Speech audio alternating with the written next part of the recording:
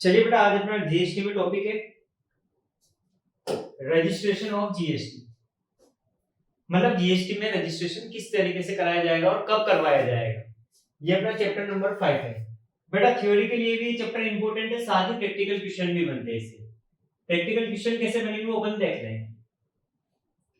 सबसे पहले देखते हैं कि रजिस्ट्रेशन की जरूरत कब पड़ेगी जीएसटी में। तो लिमिट दे रखी है बेटा रजिस्ट्रेशन के लिए, स्पेसिफाइड स्टेट और अदर स्टेट।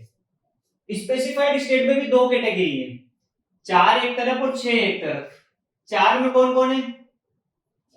मणिपुर, मिजोरम, नागालैंड और त्रिपुरा। MMNT, मणिपुर, मिजोरम, नागालैंड और त्रिपुरा। मणिपुर, मिजोरम, नागालैंड और त्रिपुरा। अगर ये 4 स्टेट है तो आपका एग्रीगेट टर्नओवर क्या होता है अभी सीख लेंगे कैसे निकालते हैं। अगर आपका एग्रीगेट टर्नओवर 10 लाख रुपए से ज्यादा है तो आपको क्या करवाना पड़ेगा बेटा? रजिस्ट्रेशन करवाना पड़ेगा। समझ में आएगी क्या?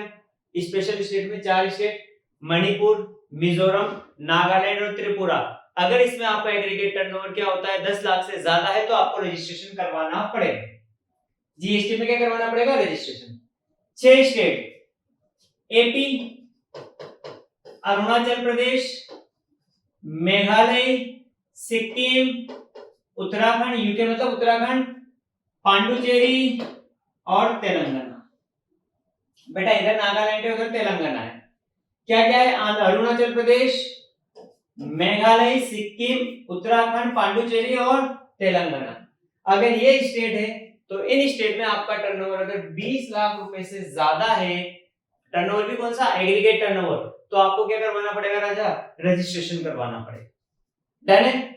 नेक्स्ट अदर स्टेट, ये आपको याद रखना है प्रैक्टिकल के लिए। ठीक, अदर स्टेट में क्या है? इन केस ऑफ गुड्स, अगर आप काय में लेन देन करते हो, आपका सिर्फ काम काय का है, गुड्स का काम है, तो उस केस में आपकी लिमिट कितनी देखी जाएगी? 40 लाख। वही एग्रीगेट टर्नओवर। अगर 40 लाख से ज्यादा है तो आपको क्या करवाना पड़ेगा? रजिस्ट्रेशन करवाना पड़ेगा। In case of goods and service, अगर आप गुड्स भी सप्लाई कर रहे हो और सर्विस भी क्या कर रहे हो? सर्विस भी सप्लाई कर रहे हो, यानी गुड्स भी दे रहे हो और सर्विस भी दे रहे हो, तो इस केस में आपकी लिमिट कितनी देखी जाएगी बेटा? 20 लाख रुपए। वो भी क्या? Aggregate turnover. अगर 20 लाख से ज्यादा है तो आपको क्या करवाना पड़ेगा? रजिस्ट्रेशन करवाना। डन है। फोटो खींचो, स्क्रीनशॉट लो इसका लो। ठीक, आगे अब रही बात जगह जगह एग्रीगेट टर्नओवर आए तो एग्रीगेट टर्नओवर कैसे निकालेंगे बेटा? ध्यान से देखना। एग्रीगेट टर्नओवर जितनी भी इंट्रा स्टेट सप्लाई है, चाहे वो टैक्सेबल हो, चाहे नील रेट वाली हो, चाहे एग्जेम्प्ट हो, जितनी भी इंट्रा स्टेट सप्लाई है, इंट्रा स्टेट मतलब सेम स्टेट वाली, चाहे वो कौन सी हो, टैक्सेबल हो, नील रेट वाली हो, या फिर वो क्या हो बेटा? एग्जेम्प्ट हो, तीनों केस में उसको एग्रीगेट टर्नओवर में अपन शामिल करें। ठीक, next supply under forward charge, इसको भी शामिल करेंगे। Interest receive from bank, bank से क्या रिसीव हो रहा है बेटा? रिसीव हो रहा है इंटरेस्ट, वो भी टाइप है एफडी पे, तो उसे भी हम शामिल करेंगे। और supply of petrol and natural gas, supply of petrol और नेचुरल गैस, ये लीजिए। इन सबका अगर हम टोटल करेंगे तो ये क्या हो जाएगा मेरा? एग्रीगेट टर्नओवर हो जाएगा। अगर ये एग्रीगेट टर्नओवर 20 लाख से ज्यादा है गुड्स के केस में, और गुड्स एंड 40 लाख से ज्यादा है गुड्स के केस में, और गुड्स एंड सर्विस में अगर 20 लाख से ज्यादा है एग्रीगेट टर्नओवर, तो आपको रजिस्ट्रेशन करवाना पड़ेगा। ठीक, इसमें क्या क्या इंक्लूड नहीं होता है? जीएसटी इंक्लूड नहीं होता है, इंटर स्टेट सप्लाई इंक्लूड नहीं होती है, और आरसीएम रिवर्स चार्ज मैकेनिज्म यहाँ पे इंक्लूड नहीं होता है। ठीक है, आगे बढ़ते हैं। नेक्स्ट बढ़ते हैं बेटा रजिस्ट्रेशन की प्रोसेस की ओर बढ़ते हैं अपन। समझना, नॉर्मल पर्सन के लिए रजिस्ट्रेशन की प्रोसेस क्या है? बहुत इजी। अगर कोई सी भी बंदे का जो नॉर्मल पर्सन है अपना, अगर उसका टर्नओवर 40 लाख, 20 लाख, 10 लाख, इनसे अगर ज्यादा होता है एग्रीगेट टर्नओवर, तो उसके 30 दिन के अंदर, कितने दिन के अंदर? 30 दिन के अंदर। साथ ही जीएसटी का जो प्रॉपर ऑफिसर है वो इसको 30 दिन और एक्सटेंड कर सकता है, इसलिए मैंने लिखा है 30 + 30। जनरल टाइम लिमिट कितनी है? 30 दिन। लेकिन कोई ऐसी सिचुएशन आ जाती है कि इसमें इमरजेंसी हो जाती है, या फिर मैं रजिस्ट्रेशन नहीं करवा पाया 30 दिन के अंदर, ठीक है। और वैलिड रीजन है तो फिर क्या करेंगे, जीएसटी डिपार्टमेंट के जो ऑफिसर रहेंगे इसको 30 दिन और क्या कर देंगे, एक्सटेंड कर देंगे, बढ़ा देंगे। ठीक, आपको 30 दिन के अंदर एक एप्लीकेशन देंगे रजिस्ट्रेशन के लिए। एप्लीकेशन का फॉर्म नंबर क्या है, अगर याद रह जाए तो ठीक, वरना कोई दिक्कत नहीं है। वैसे याद रह जाएगा जीएसटी रजिस्ट्रेशन 01, जीएसटी रजिस्ट्रेशन का REG 01। ये रजिस्ट्रेशन के लिए अपन ने क्या करा है, अप्लाई करा है कहां पे, कॉमन पोर्टल। कॉमन पोर्टल कहां का है, जीएसटी का। साथ ही जब हम अप्लाई करेंगे तो कुछ इंफॉर्मेशन भी देंगे, जैसे PAN number, mobile number, contact number, नाम अपना, ठीक है, और स्टेट, ईमेल आईडी और यूनियन टेरिटरी, इन सबकी हम क्या देंगे, डिटेल देंगे। समझ में आया। अगर आपका एग्रीगेट टर्नओवर 30 लाख, अगर आपका एग्रीगेट टर्नओवर 10 लाख, 20 लाख, 40 लाख से ज्यादा होता है तो उसके 30 दिन के अंदर आपको रजिस्ट्रेशन के लिए अप्लाई करना पड़ेगा और साथ ही कुछ इंफॉर्मेशन भी देनी पड़ेगी आपसे रिलेटेड सारी डिटेल। जिस फॉर्म में जाएगा ये है जीएसटी रजिस्ट्रेशन 01, कॉमन पोर्टल पे जाएगा। फिर वहां पे प्रॉपर ऑफिसर इसे क्या करेगा बेटा, वेरीफाई करेगा। प्रॉपर ऑफिसर इसे क्या करेगा, वेरीफाई करेगा, चेक करेगा। अगर कोई डॉक्यूमेंट की कमी है तो 3 दिन में प्रॉपर ऑफिसर क्या जारी कर देगा, एक नोटिस जारी कर देगा कि साहब ये डॉक्यूमेंट आपके क्या है, कम है। ठीक, और साथ ही जो एप्लीकेंट है उसे 7 दिन में इस पीओके ने जो नोटिस दिया उसका क्या देगा, रिप्लाई देगा। डन है। आगे वेरीफाई करेगा, अगर सारी करेक्ट है, यस, अगर करेक्ट है तो आपको रजिस्ट्रेशन सर्टिफिकेट इशू हो जाएगा 3 दिन के अंदर। लेकिन अगर इंफॉर्मेशन करेक्ट नहीं है तो आपकी एप्लीकेशन क्या हो जाएगी, रिजेक्ट हो जाएगी। बेटा रजिस्ट्रेशन सर्टिफिकेट को हिंदी में पंजीकरण प्रमाण पत्र बोलते हैं। पिक्चर आई के समझ में क्या बोला है कि अगर आपका एग्रीगेट टर्नओवर लिमिट से ज्यादा हो जाता है तो 30 दिन के अंदर प्लस 30 दिन प्रॉपर ऑफिसर इसे बढ़ा सकता है। 30 दिन के अंदर फिर कुछ इंफॉर्मेशन के साथ, जैसे पेन नंबर, नाम, मोबाइल नंबर, ईमेल आईडी, कौन सा स्टेट है या यूनियन टेरिटरी, इन सबकी डिटेल भर के आपको फॉर्म नंबर जीएसटी REG 01 में अप्लाई करना पड़ेगा। कहां पे, कॉमन पोर्टल पे। फिर कॉमन पोर्टल पे अप्लाई होने के बाद इसे प्रॉपर ऑफिसर वेरीफाई करेगा, अगर सारी इंफॉर्मेशन सही है तो आपको इशू हो जाएगा रजिस्ट्रेशन सर्टिफिकेट 30 दिन के अंदर, 3 दिन के अंदर, 30 दिन नहीं 3 दिन के अंदर।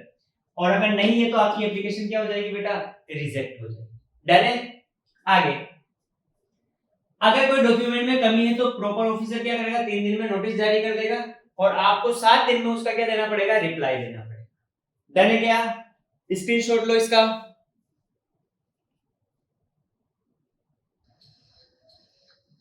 चलिए नॉर्मल पर्सन के अलावा दूसरा लेते हैं अपन, कैजुअल टैक्सेबल पर्सन या फिर non resident. Casual taxable person जिनका कोई सीजनल काम होता है, जो 2-3 महीने काम करते हैं फिर उनका सीजन क्या हो जाता है, खत्म हो जाता है, तो उन्हें बोलते हैं अपन कैजुअल टैक्सेबल पर्सन या फिर नॉन रेसिडेंट। बेटा प्रोसेस पूरी सही में, बस कुछ जगह चेंजेस है। आपको 5 दिन के अंदर, जिस दिन भी आप कैजुअल टैक्सेबल पर्सन बने हो उसके 5 दिन के अंदर आपको क्या करना पड़ेगा, रजिस्ट्रेशन के लिए अप्लाई करना पड़ेगा। अप्लाई क्या करना पड़ेगा, वही विद इंफॉर्मेशन सेम होगा, वही रहेगा। कहां पे करना पड़ेगा, कॉमन पोर्टल पे, जीएसटी के कॉमन पोर्टल पे। यहाँ पे फोन नंबर क्या है, नॉर्मल केस में 0 बनता है, यहाँ 09 है, क्या है 09। बाकी पूरी प्रोसेस सेम है, वही फिर वेरीफाई करेगा प्रॉपर ऑफिसर। अगर कोई चीज डॉक्यूमेंट की कमी रही तो वही 3 दिन में क्या कर देगा, नोटिस जारी कर देगा और आपको 7 दिन में इसका क्या देना पड़ेगा, रिप्लाई देना पड़ेगा।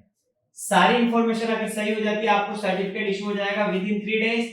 और इस बेटा यहाँ पे ध्यान रहे, जो रजिस्ट्रेशन सर्टिफिकेट इशू होगा इसकी वैलिडिटी रहेगी 90 डेज और अगर प्रॉपर ऑफिसर चाहे तो इसको 90 डेज और क्या कर देगा, एक्सटेंड कर देगा, बढ़ा देगा। ठीक है। और अगर इंफॉर्मेशन गलत है तो आपकी एप्लीकेशन हम क्या कर दी जाएगी, रिजेक्ट कर दी जाएगी। डन है। लो फोटो इसका, पूरी प्रोसेस सेम नॉर्मल पर्सन वाली है।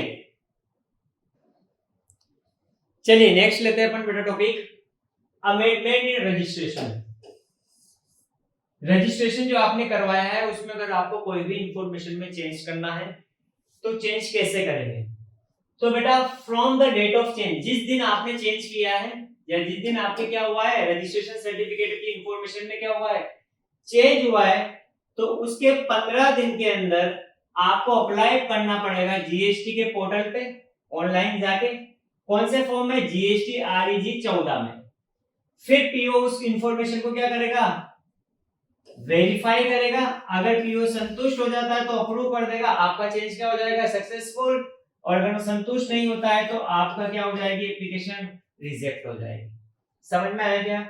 अमेंडमेंट इन रजिस्ट्रेशन, पंजीकरण में अगर परिवर्तन करना है तो जिस दिन भी क्या हुआ है, अगर चेंज हुआ है तो उसके 15 दिन के अंदर आपको कॉमन पोर्टल पे अप्लाई करना पड़ेगा आरईजी 14 के अंतर्गत।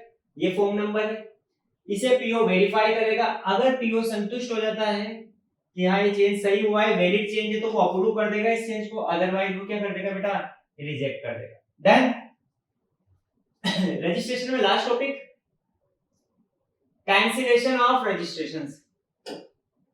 Cancellation of registration.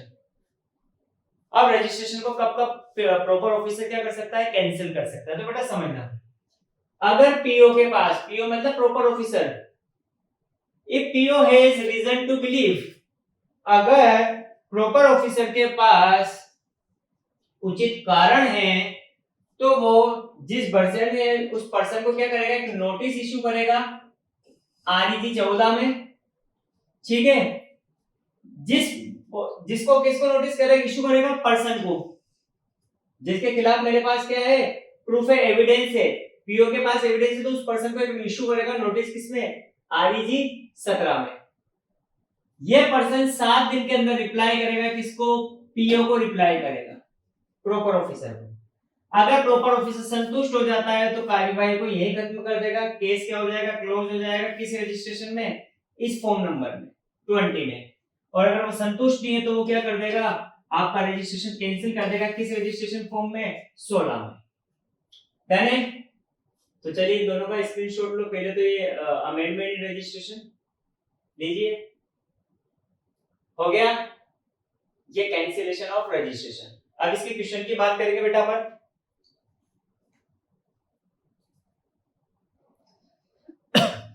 चलिए अब बेटा रजिस्ट्रेशन के 2-3 क्वेश्चन है वो देख लेते हैं एक बार, क्या है। Illustration number 5, from the following information you are required to determine whether ABC Limited incorporated in Rajasthan is liable to be registration under GST law। क्या बोला है कि ABC लिमिटेड है, आपको ये बताना है कि इसे रजिस्ट्रेशन करवाने के लिए लायबल है या नहीं है। If the company has the effect the following supply with in state of Rajasthan, Rajasthan के अंदर ही उन्होंने ये सप्लाई करी। समझ में आ गई क्या बात? यार इससे पहले अपन ये वाला क्वेश्चन करते, चलो पहले रजिस्ट्रेशन नंबर 3 करेंगे बेटा, रजिस्ट्रेशन का, ठीक है, उसको बाद में लेंगे, पहले ये पढ़ते हैं।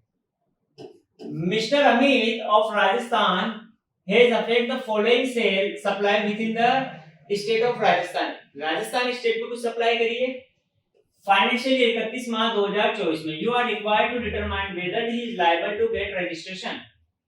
ये बोल रहा है कि ये कुछ सप्लाई करी है राजस्थान के अंदर, यानी कि इंट्रा स्टेट सप्लाई है। आपसे पूछा गया है कि इसे रजिस्ट्रेशन करवाने की जरूरत है या नहीं, तो कोई दिक्कत नहीं बेटा। ये लीजिए इलिस्ट्रेशन नंबर 3, ऊपर लिखेंगे computation of aggregate turnover, aggregate turnover निकाल लेते हैं। क्या क्या दे रखा है, इंट्रा स्टेट सप्लाई दे रखी है, इंट्रा स्टेट सारी आएगी, ले लीजिए इंट्रा स्टेट सप्लाई 29,45,000 दे रखी है। फिर इंट्रा स्टेट ये होली एग्जाम है, चाहे एग्जाम तो कुछ भी हो आपको लेनी है, नील रेट वाली भी लेनी है, तो ये एग्रीकल्चर प्रोड्यूस नील रेट वाली है तो इसको भी शामिल करेंगे। तो ध्यान रखना इंट्रा स्टेट जो भी आ जाए वो सब शामिल करनी है। नेक्स्ट इंट्रा स्टेट सप्लाई, ये कौन सा है, एग्जाम, होली एग्जाम मतलब पूरा कर मुक्त है, तो ये दे रखा है बेटा 12,40,000। नेक्स्ट फिर दे रखा है intra state supply, intra state supply ये टैक्सेबल है 14,72,500। फिर दे रखा है सप्लाई ऑफ पेट्रोल और गैस, बेटा ये भी शामिल किया जाता है। Supply of petrol and gas 6,20,000, ये आ गया आपका एग्रीगेट टर्नओवर। ये टोटल आ रहा है बेटा 62,77,500, 62,77,500। अब देखिए इसने सब जगह क्या सप्लाई किया बेटा, गुड्स। गुड्स ये भी गुड्स है और ये एग्रीकल्चर प्रोड्यूस ये भी गुड्स है। तो गुड्स के केस में बेटा अपन लिमिट देखते थे 40 लाख। अगर एग्रीगेट टर्नओवर 40 लाख से ज्यादा है, हाँ साहब यहाँ 62 लाख है, तो इसको क्या करवाना पड़ेगा, रजिस्ट्रेशन। तो फिर आपको लिखना है बेटा कंक्लूजन, निष्कर्ष। मिस्टर अमित का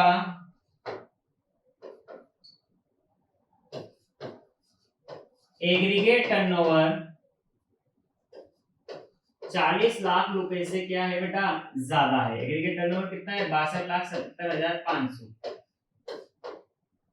अतः इसे क्या करना पड़ेगा, ऑब्टेन करना पड़ेगा रजिस्ट्रेशन, इसे रजिस्ट्रेशन करवाना पड़ेगा। डन है। स्क्रीनशॉट लेना है तो ये लीजिए साहब, स्क्रीनशॉट लो आप। क्वेश्चन भी साथ में ही है। चलिए नेक्स्ट बेहतरीन क्वेश्चन लेते हैं बेटा एक और। इलस्ट्रेशन नंबर 4 आइए, ये illustration number 4। Subhas Enterprises, a sole proprietorship firm, start a air conditioned restaurant in Udaipur, Rajasthan। बेटा उसने रेस्टोरेंट चालू करा है, ठीक है। तो बेटा रेस्टोरेंट में सर्विस प्रोवाइड की जाती है, ध्यान रखना गुड्स के साथ सर्विस भी आ गया है यहाँ पे। इन month of February 2024, where the customer serve cooked food as well as cold drink or non-alcoholic beverages। इन मार्च 2024, ये तो फरवरी की बात होगी कि फरवरी में इसकी शॉप कहां पे थी, क्या रेस्टोरेंट था इसका, उदयपुर राजस्थान में, जहां पे फूड के साथ साथ क्या करता था, कोल्ड ड्रिंक भी क्या करता था, सर्व करता था। इन मार्च 2024 the firm open a liquor shop in Nainital, Uttarakhand. इस बच्चे ने कहां पे शॉप खोली है, उत्तराखंड नैनीताल में काय की लिकर की, शराब की दुकान खोली है, ठीक है, जिसमें एल्कोहलिक लिकर बेचता है ह्यूमन कंजम्पशन के लिए। डिटरमाइन करो कि इसको रजिस्ट्रेशन के लिए लायबल है तो कब है, ये बताना है। आओ साहब देखिए क्वेश्चन।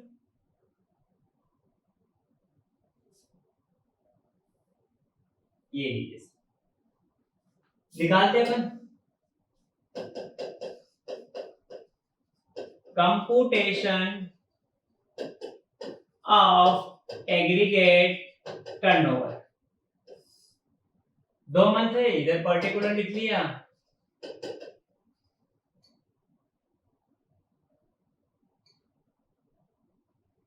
और ये लीजिए फरवरी 2024, मार्च 2024, दोनों का निकालते हैं। सबसे पहले सर्विंग कुक फूड, ये लीजिए साहब, cooked food plus cold drink.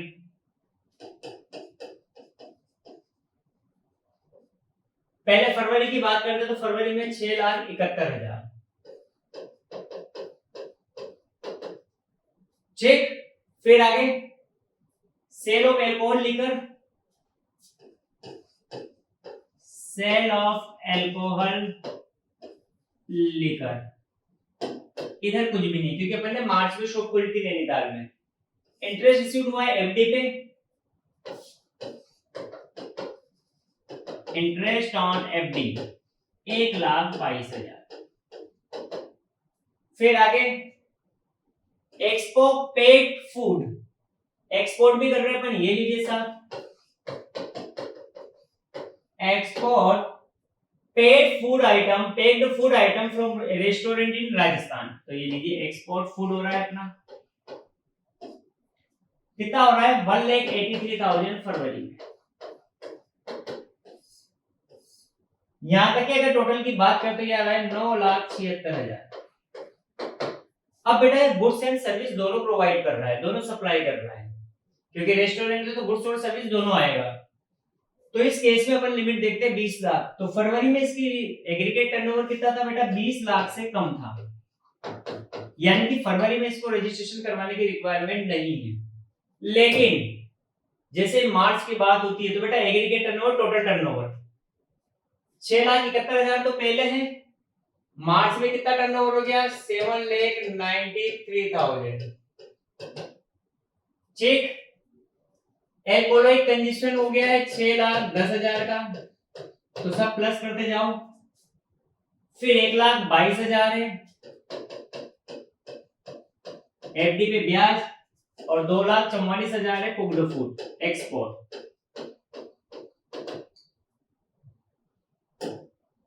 Total करो कितना क्या आ रहा है, मैं यहां देख के लिख रहा हूं 14,64,000। सेकंड में है 610, अच्छा ऊपर नीचे लिख दिया ये के साथ 14,64,000, 6,10,000, 2,44,000 और इधर आ गया 4,27,000। ये टोटल हो गया अपना 27,45,000। तो कंक्लूजन क्या लिखा जाएगा बेटा?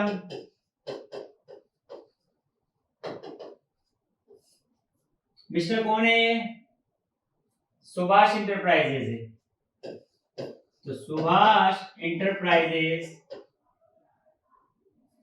का एग्रीगेट टर्नओवर ऑफ मार्च 2024,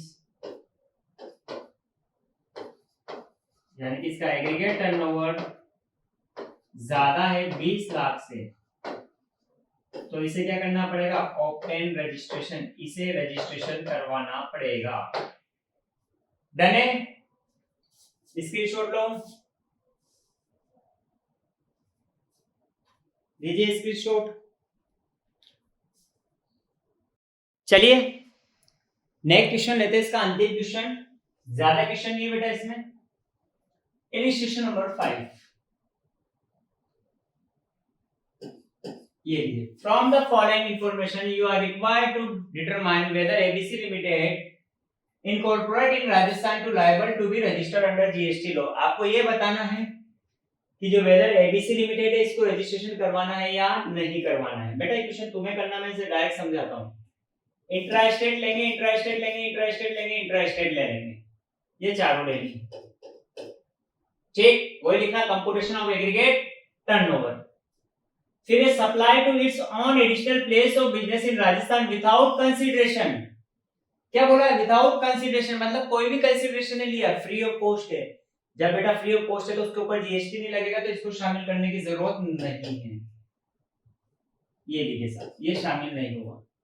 बाकी इंटरेस्ट हुआ है रिसीव्ड एफडी पे इंक्लूड होएगा, तो यार है 39,75,000। अब देखते हैं, गुड्स से गुड्स से गुड्स से, ये भी गुड्स से, ठीक है। इसका टर्नओवर कितना हो रहा है बेटा? 39,75,000 हो रहा है सिर्फ गुड्स से। तो गुड्स के केस में 40 लाख की लिमिट देखते हैं, तो ये 40 लाख से क्या है? कम है, तो इसलिए इसको यहाँ पे रजिस्ट्रेशन करवाने की रिक्वायरमेंट नहीं है। डन है?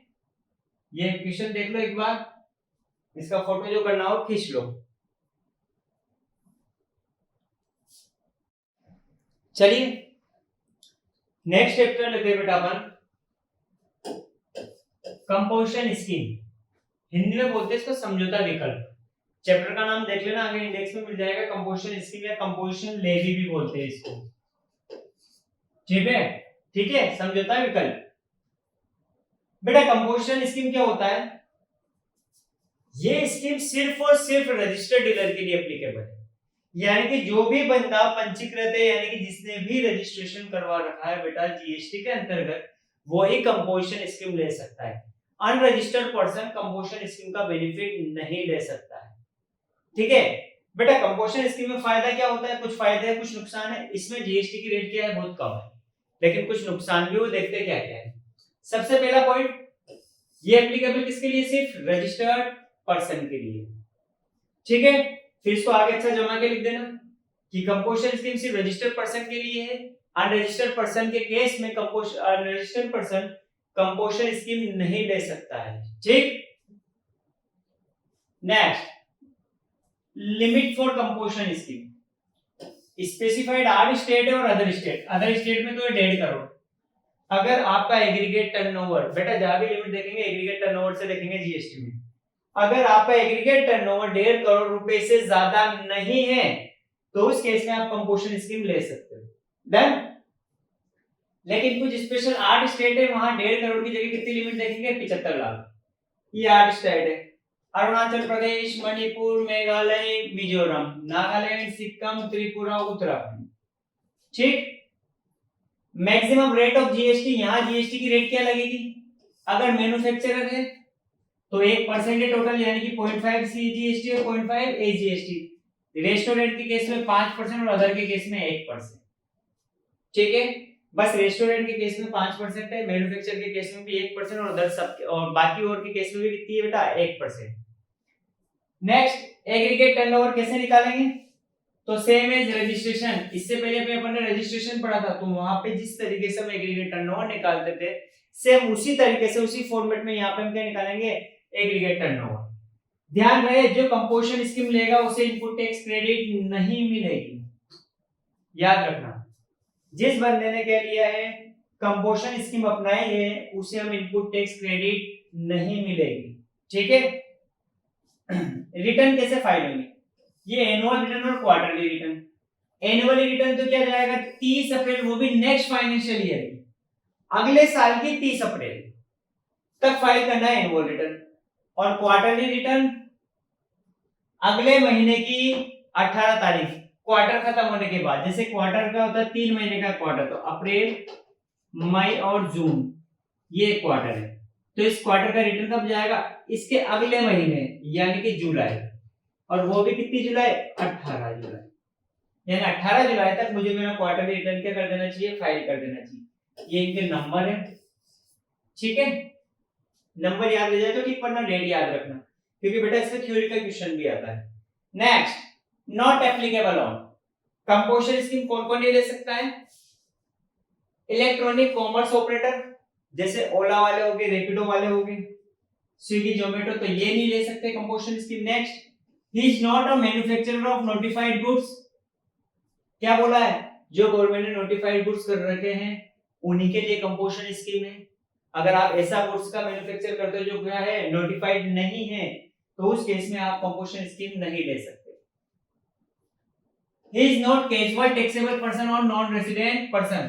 साथ ही कैजुअल टैक्सेबल पर्सन और बेटा नॉन रेसिडेंट के केस में भी कंपोजिशन स्कीम नहीं ली जा सकती। डन है, ये इसके मेन प्रोविजन थे बेटा। इसका स्क्रीनशॉट लेना है तो ले सकते हो, थ्योरी में भी क्वेश्चन आता है। ये लीजिए, फिर इसके क्वेश्चन की बात करते हैं। ये रेड, ठीक, और ये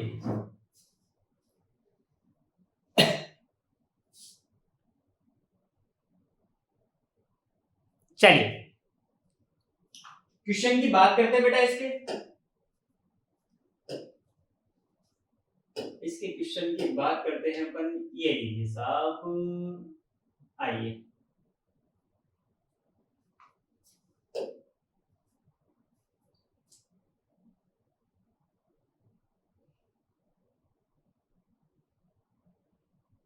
ये लीजिए बेटा, इजी सा टॉपिक है। चलिए देखते हैं। Illustration number 1, composition scheme chapter है, उसका इलिस्ट्रेशन नंबर 1। एक्स लिमिटेड एक मैन्युफैक्चरिंग कंसर्न है, इंदौर की है। फाइनेंशियल 2022-23 में इसका टोटल टर्नओवर कितना है बेटा? वो दे रखा है 1,51,38,200, 1,51,38,200। और द ब्रेकअप दे रखा है, मतलब इसके क्या दे रखे हैं? टुकड़े दे रखे हैं कि कैसे कैसे सेल हुई है। तो मुझे एग्रीगेट क्या निकालना पड़ेगा? टर्नओवर। इंट्रा वाली सारी शामिल होती है, तो ये तीनों इंट्रा वाली शामिल होगी। इंटरेस्ट भी क्या होता है? जनरली इंक्लूड होता है, लेकिन बेटा ये इंटरेस्ट कौन सा? एग्जेम्प्ट सप्लाई का है, तो इस केस में इसको इंक्लूड नहीं करेंगे। अगर यहाँ एग्जेम्प्ट वर्ड नहीं लिखा होता तो फिर इसको भी हम क्या करते हैं? इंक्लूड करते हैं। आरसीएम बेटा, आरसीएम को इंक्लूड नहीं करते। ये आपका क्या आ गया? Aggregate turnover. जैसे रजिस्ट्रेशन में था ना, कंप्यूटेशन ऑफ एग्रीगेट टर्नओवर उसी तरीके से निकालते हैं 1,31,62,420 यानी कि इसका एग्रीगेट टर्नओवर 1.5 करोड़ से क्या है कम है, अतः ये क्या ले सकता है बेटा कंपोजिशन स्कीम ले सकता है। ये निष्कर्ष लिखना है, कंक्लूजन लिखना है। Done. Next illustration number 2। Sunil limited manufacturing concern है जयपुर की, वो इसका भी टोटल टर्नओवर कितना दे रखा है 1,53,80,000 और उसका ब्रेकअप दे रखे उसके टुकड़े दे रखे। इंट्रा वाले तीनों शामिल करेंगे बेटा 1 2 3, आरसीएम को शामिल नहीं करेंगे तो 1,53,00,000 यानी कि इसका टर्नओवर 1.5 करोड़ रुपए से ज्यादा है, अतः ये कंपोजिशन स्कीम नहीं ले सकता है। ये आंसर लिखना है। डन।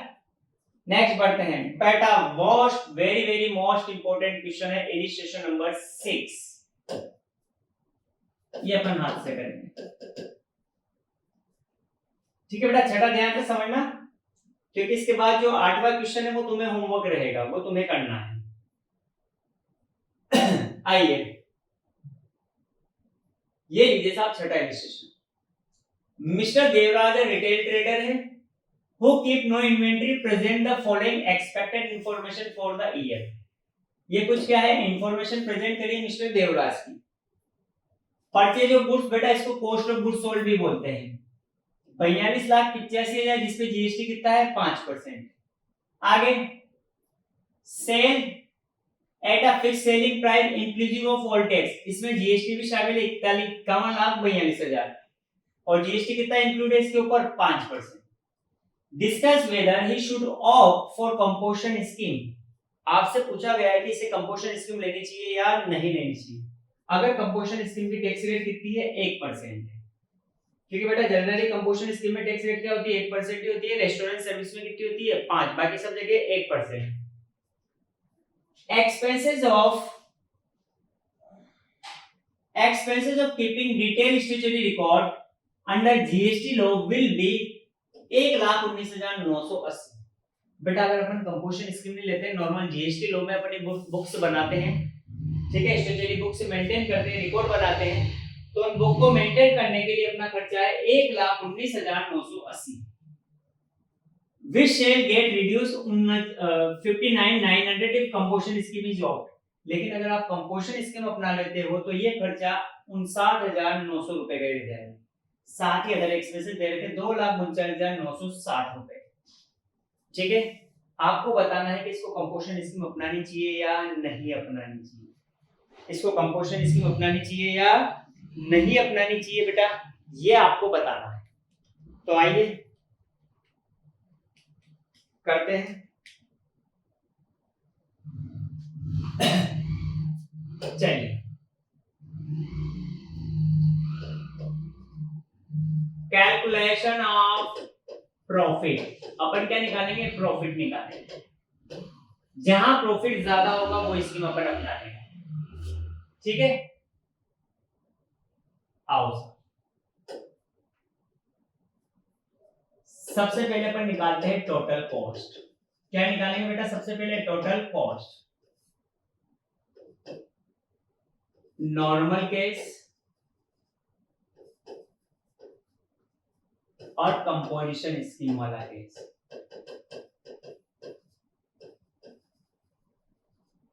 सबसे पहले इसको निकालेंगे कैसे, क्वेश्चन टोटल कॉस्ट को सबसे पहले लिखेंगे COGS cost of goods sold. बेटा जैसे जैसे बताया जाए वैसे ही करना। सीओजीएस परचेज दे रखा है 42,85,000, तो नॉर्मल में तो लिख दो 42,85,000 जो दे रखा है।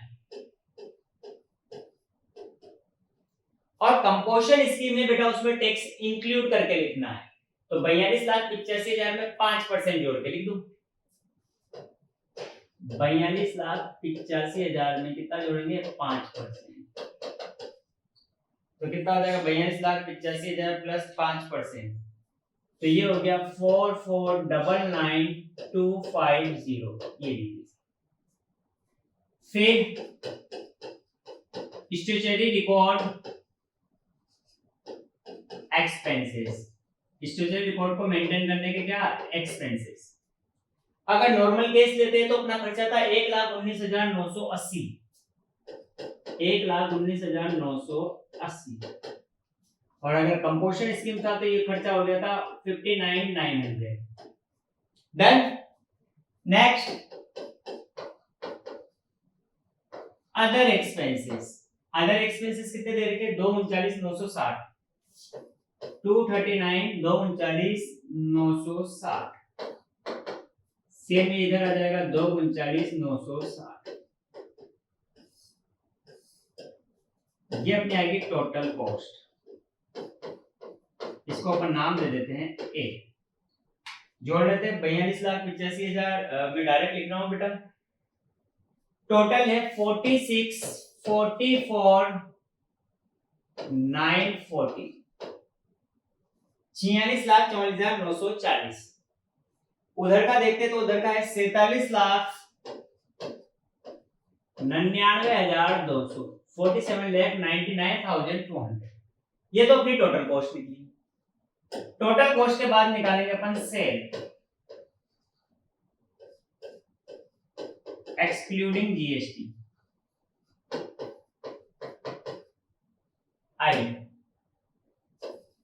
सेल लिखते हैं सबसे पहले। ठीक है बेटा, सेल कितनी दे रखी है? 41,42,000।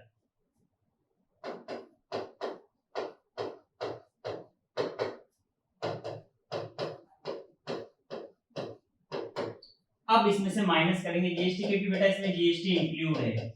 लिखा हुआ था यहां देखो, इंक्लूसिव ऑफ ऑल टैक्सेस, यानी कि इसमें क्या शामिल है? जीएसटी भी इंक्लूड है। तो जीएसटी हटाते इधर 5% रेट थी, तो 51,42,000 5% जीएसटी डिवाइड बाय 100 प्लस 5, क्योंकि इसमें ऑलरेडी क्या इंक्लूड है। तो कितना हो जाएगा? 41,42,000, 51,42,000 इंटू 5/105। तो ये आया बेटा 244,857। ये जीएसटी का अमाउंट। कंपोजिशन स्कीम की बात करें तो डायरेक्ट निकाल लो 51,42,000। और यहाँ कितना टैक्स लगता है बेटा? 1%। तो 51,42,000 का 1% 20 हटा दो, 51,420। बेटा समझना, नॉर्मल केस में तो इस तरीके से निकालेंगे, और कंपोजिशन के केस में डायरेक्ट 1% निकाल के माइनस कर देंगे। ठीक है, यहां अगर माइनस करते हैं तो कितना बचता है? मैं लिखता हूं 48,97, 143। इधर की बात करते तो ये बचा है बेटा 50,90, 580। डन। ये टोटल बी हो गया। थर्ड आप निकाल लीजिए प्रॉफिट। प्रॉफिट क्या हो जाएगा? बी में से ए माइनस कर दो, यानी कि सेल में से क्या कर दो? खर्चे माइनस कर दो। यही सेल और यही खर्चे, यानी कि टोटल कॉस्ट। सेल कौन सी लेनी है? एक्सक्लूडिंग जीएसटी, मतलब जीएसटी माइनस करने के बाद। तो सेल में से मैंने जीएसटी माइनस कर दी, एक्सक्लूडिंग जीएसटी है। इसमें से ये माइनस करेंगे, यानी कि 48,97,143 में से 46,54,940 माइनस करना है, तो आपका आ जाएगा प्रॉफिट। मैं डायरेक्ट लिख रहा हूं तो बेटा प्रॉफिट आ रहा है 252,203, और इधर आ रहा है 291,380। अब आप देख लीजिए कहां पे प्रॉफिट ज्यादा आ रहा है। तो प्रॉफिट ज्यादा आ रहा है यहां, इस जगह क्या आ रहा है? अपना प्रॉफिट ज्यादा आ रहा है, यानी मुझे कंपोजिशन स्कीम अपना लेनी चाहिए, क्योंकि मेरा यहाँ पे प्रॉफिट क्या है? ज्यादा है। डन है बेटा। क्या किया है? सबसे पहले टोटल कॉस्ट निकाला है, सबसे पहला ध्यान ये रखना है। फिर सेल निकाली है, उसमें ये 5/105 नॉर्मल केस में, इधर डायरेक्ट 1% करना है, और फिर प्रॉफिट निकालना है, और फिर कंक्लूजन कि कंपोजिशन स्कीम में अपने बंदे को क्या है? प्रॉफिट ज्यादा हो रहा है, इसलिए इसे कंपोजिशन स्कीम अपनाना चाहिए। डन है। आइए 8वां क्वेश्चन है बेटा, ये आपको पढ़ना है, मैं समझा जरूर देता हूं। Mister Babu for manufacturer who keep inventory and present the following information. Purchase of goods यानी कि सीओजीएस दे रखा है, सेल दे रखी इंक्लूसिव ऑफ ऑल टैक्सेस, वही 5%, तो 5/105 करना है, उधर डायरेक्ट 1% करना है। ये रेट दे रखी 1%। Expense of keeping detail statutory record under GST law तो कितना है 2,40,000, ठीक है। और अगर कंपोजिशन स्कीम की बात करते हैं खर्चा कितना रह जाएगा 1 लाख का, और अदर एक्सपेंसेस 1,80,000। बेटा सेम क्वेश्चन है, अमाउंट चेंज किया है, ये आपको करना है। नेक्स्ट आते हैं इलिस्ट्रेशन नंबर 10। बढ़िया क्वेश्चन है इलिस्ट्रेशन नंबर 10, देखते हैं क्या बोलता है। चलिए इलिस्ट्रेशन नंबर 10 क्या बोल रहा है।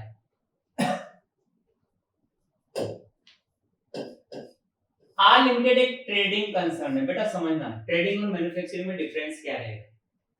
आर लिमिटेड एक क्या है, ट्रेडिंग कंसर्न है। कहां पे, राजस्थान में।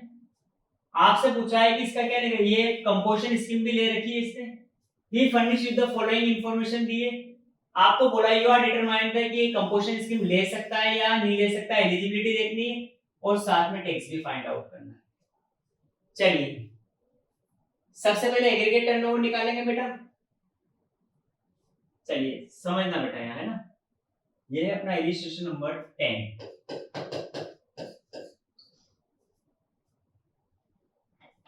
आइए पर्सन कौन है यहाँ,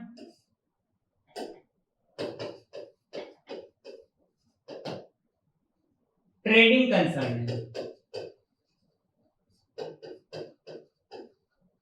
कौन है बेटा, ट्रेडिंग कंसर्न है। टैक्स भी निकालना और ये भी बताना है कि कंपोजिशन स्कीम लगेगा या नहीं लगेगा। तो आइए, computation of aggregate turnover and tax liability. एक तो एग्रीगेट टर्नओवर निकालना और टैक्स लायबिलिटी निकालनी है। आइए डायरेक्ट एक ही में कर लेंगे। पर्टिकुलर इधर एग्रीगेट टर्नओवर लेंगे, इधर टैक्सेबल टर्नओवर ले लेंगे, इधर रेट ले लेंगे और इधर जीएसटी का अमाउंट आ जाएगा। ठीक, एक एक चीज लेते हैं। इंट्रा है तीनों, तो इंट्रा तो तीनों ही लेंगे, तीनों इंट्रा लिए जाएगा तो ले लेते हैं intra state. Intra state supply, देखो बेटा 5% टैक्स लगता है, इस पे टैक्स लगेगा 5%, 60 लाख, 336। पहले एग्रीगेट टर्नओवर, फिर है इंट्रा स्टेट सप्लाई, ये नील रेट वाली है, ये 5% वाली थी और ये नील रेट वाली है। एग्रीगेट टर्नओवर में तो लेंगे 33 लाख, पूरे लेना पड़ेगा, इंट्रा तो सारा लेना पड़ता है। नेक्स्ट फिर इंट्रा है थर्ड भी, वो एग्जेम्प्ट है, मतलब जिसके ऊपर टैक्स नहीं लगना चाहिए, जीएसटी ने मना कर रखा है। पर एग्रीगेट टर्नओवर के केस में तो अपन इसको शामिल करेंगे, 17,60,000। नेक्स्ट आरसीएम को शामिल नहीं करते एग्रीगेट टर्नओवर में। और इंट्रा स्टेट सप्लाई दे रही है 18% टैक्स लग रहा है, इंट्रा स्टेट भी लेते हैं। इंट्रा स्टेट सप्लाई, इस पे टैक्स कितना है 18%, अमाउंट दे रखा है 30 लाख, अमाउंट कितने का है 30 लाख। चलिए यहां तक का टोटल निकाली, इसे बोलते हैं एग्रीगेट टर्नओवर। तो यहां तक का टोटल अगर बात करें 66, 33, 17, 60, 30 लाख, तो 1,40,60,60,000।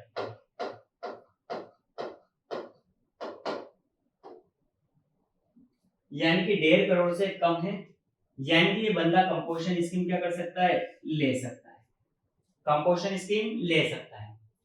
अब बात करते हैं टैक्सेबल टर्नओवर की, की बात करते हैं बेटा टैक्सेबल टर्नओवर की। यहां से तो डिसाइड हो गया कि ये क्या ले सकता है, कंपोजिशन स्कीम ले सकता है, क्योंकि इसका एग्रीगेट टर्नओवर 1.5 करोड़ रुपए से कम है। अब टैक्सेबल टर्नओवर में बेटा ध्यान रखना, ट्रेडिंग कंसर्न की बात हो रही है, तो ट्रेडिंग कंसर्न में अगर नील रेट है तो उसको इंक्लूड नहीं करेंगे, एग्जेम्प्ट है उसको इंक्लूड नहीं करेंगे, जबकि अगर मैन्युफैक्चरिंग कंसर्न है तो उन सबको शामिल करेंगे। समझ में आ गया टैक्सेबल टर्नओवर में? यहाँ जीएसटी की रेट 5% है, मतलब ये टैक्सेबल है, तो इसको शामिल करेंगे। और जीएसटी की रेट लगेगी 1%, 5% नहीं लगेगी 1%। 5% तो इसके ऊपर टैक्स लग रहा है, इधर 18% ये भी टैक्सेबल है, तो इसको भी शामिल करेंगे। जो टैक्सेबल है उनको शामिल किया जाएगा, इस पे भी 1%। 1% की बात करें तो यहाँ तो जीएसटी निकला था 60,000, इधर है ही नहीं, इधर निकला है 30,000, तो ये टैक्स आया है 90,000। डन है। फिर बात करता है आरसीएम, रिवर्स चार्ज मैकेनिज्म की सेल भी दे रखी है। ये भी आरसीएम रिवर्स चार्ज मैकेनिज्म ये दे रखी है 25 लाख और इसके ऊपर टैक्स है 12%। तो ये लीजिए साहब 25 लाख, ये भी टैक्सेबल भी 25 लाख, इस पे रेट कितनी है 12%, क्योंकि बेटा आरसीएम पे कंपोजिशन स्कीम नहीं एप्लीकेबल के प्रोविजन एप्लीकेबल नहीं होते हैं। ठीक है, एग्रीगेट टर्नओवर में भी शामिल नहीं करते, तो इसके ऊपर अलग से टैक्स लगेगा। जो रेट गिवन है, गिवन रेट है 12%। ये तो अपना क्या आ जाएगा, टोटल टर्नओवर आ जाएगा। ठीक, 25 लाख का 12%, 25 लाख का 12% करते तो ये आ गया बेटा 3 लाख, तो इसकी टैक्स लायबिलिटी आएगी 3,90,000।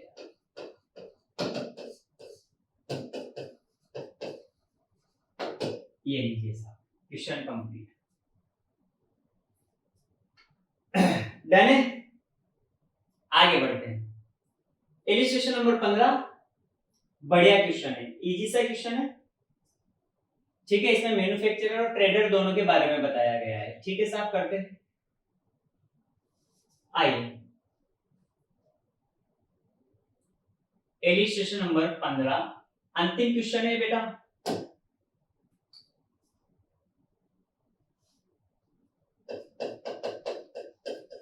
इलिस्ट्रेशन नंबर 15,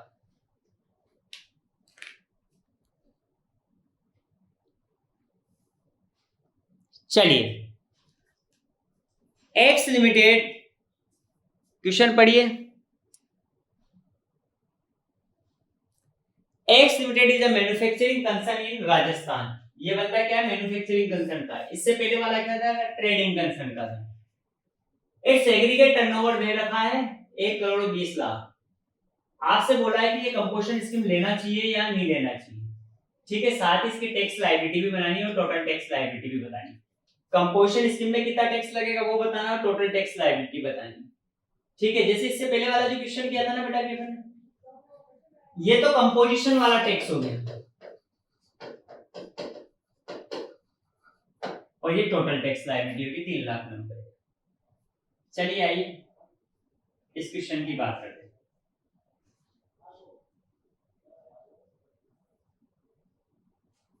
ये डिटेल दे रखी, साथ ही नीचे बोला है कि also determine composition tax liability if x limited is a trader. ओहो, इस क्वेश्चन में इसने मैन्युफैक्चरर भी पूछ लिया और ट्रेडर भी पूछ लिया। तो एक काम करते हैं, पहले एग्रीगेट टर्नओवर निकाल लेते हैं। एग्रीगेट टर्नओवर तो दोनों के लिए सेम होता है। ये लीजिए साहब, या पहले ले लेते हैं if x limited is manufacturer.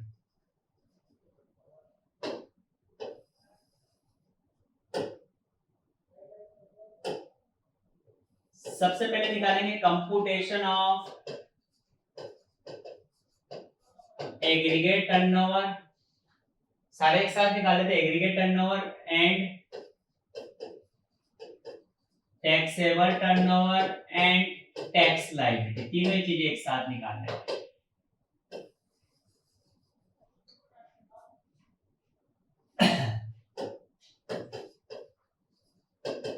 Particular, इधर एग्रीगेट टर्नओवर लेंगे,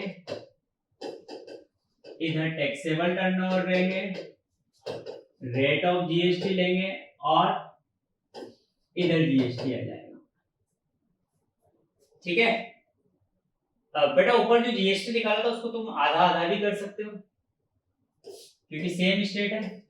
तो आधा सीजीएसटी में जाएगा और आधा कहाँ जाएगा, एजीएसटी में। तो 3,90,000 का आधा करोगे तो 1,95,000 तो सेंट्रल गवर्नमेंट को जाएगा और 1,95,000 की स्टेट गवर्नमेंट को, या स्टेट गवर्नमेंट राजस्थान को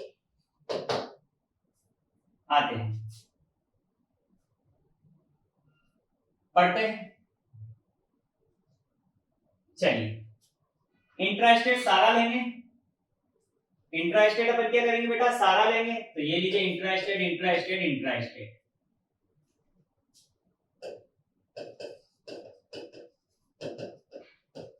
intrastate supply.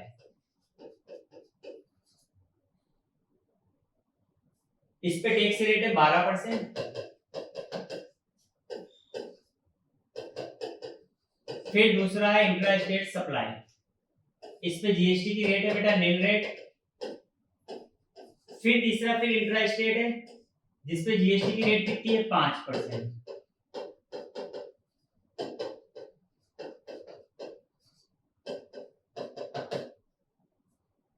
Interest composition scheme के केस में नहीं लेंगे अपन। फिर इंट्रास्टेट है,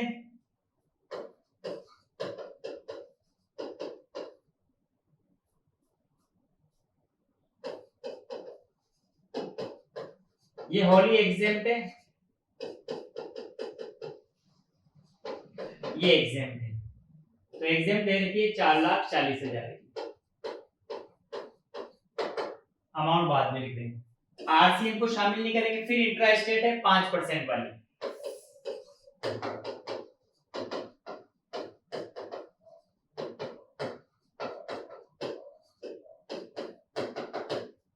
अमाउंट दे रखा है 8। ऊपर देखते हैं, इधर है 50 लाख, फिर है 28 लाख,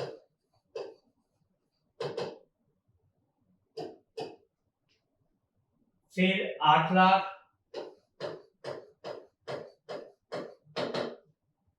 ठीक। बाकी जोड़ते हैं इनको,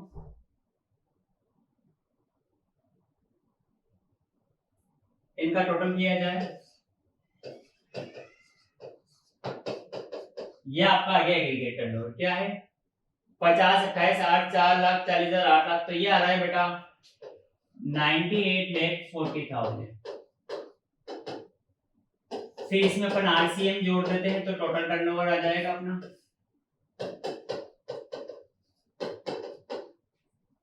अगर आरसीएम की बात की जाए तो आरसीएम यहाँ पे 5% वाला 7 लाख रुपए का, ये ठीक। 98,40,000 है, यानी कि 1.5 करोड़ से कम है, तो ये क्या ले सकता है, कंपोजिशन स्कीम ले सकता है। अब टैक्स की बात करें तो बेटा सबसे इजी है, यहाँ पे पूरा ही टैक्सेबल टर्नओवर आ जाएगा, क्योंकि बंदा कौन है, मैन्युफैक्चरर। ये लीजिए 28 लाख, 8 लाख, 4,40,000,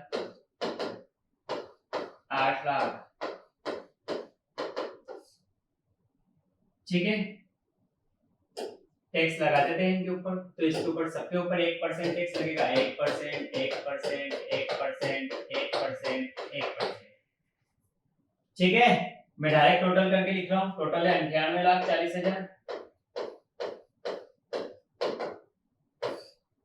इसका 1% तो 50,000,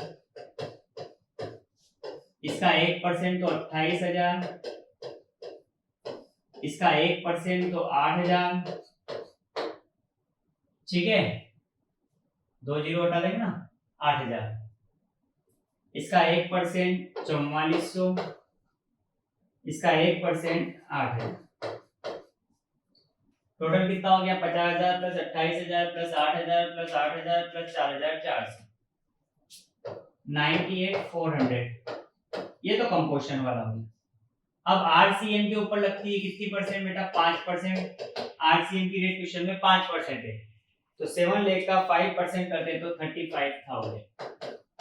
यहाँ टैक्स लायबिलिटी कितनी आ जाएगी, प्लस 98,400 1,33,400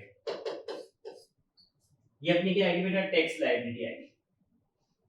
ये लीजिए 1,33,400। अब रही बात अगर बंदा क्या हो, ट्रेडर हो। बेटा मैन्युफैक्चरर आ गया समझ में? मैन्युफैक्चरर में क्या है, सब में 1% लगेगा। ट्रेडर में क्या होता था कि नील रेट वाली पे नहीं लगता था, एग्जेम्प्ट वाली पे नहीं लगता था। अभी वो भी करेंगे। एक बार इसका स्क्रीनशॉट लो।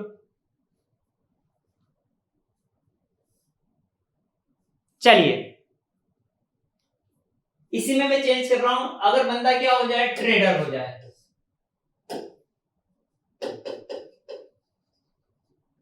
इस केस में क्या किया जाएगा, समझते जाना। एग्रीगेट टर्नओवर तो सेम एज इट इज निकलेगा। रही बात टैक्सेबल टर्नओवर की, तो बेटा ये इंट्रा स्टेट है, ये अपना क्या है, इंट्रा स्टेट है। ये लो 12% टैक्स है तो ये तो टैक्सेबल में आ जाएगा, ये सही है। ये नील रेट वाला है तो बेटा ये नहीं आएगा, तो ये लीजिए नील रेट वाला यहां नहीं आएगा, तो यहां क्या आ जाएगा अपना सिर्फ डैश। अभी करा था अपन ने ट्रेडिंग कंसर्न वाला, यहां 5% है तो यहां टैक्स लगेगा। ये एग्जेम्प्ट है तो यहां पे टैक्स नहीं लगेगा, तो ये कुछ भी नहीं आएगा, ये डैश डैश आएगा। बाकी ये टैक्सेबल है, बाकी पूरा सेम है। टोटल चेंज कर देते हैं इसका, ये लीजिए साहब 50 लाख प्लस 8 लाख प्लस 8 लाख 66 लाख।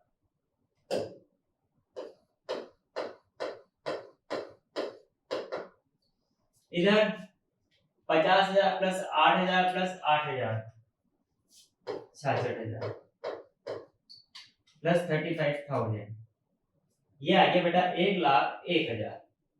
ये लीजिए 1,01,000 लिख दो है।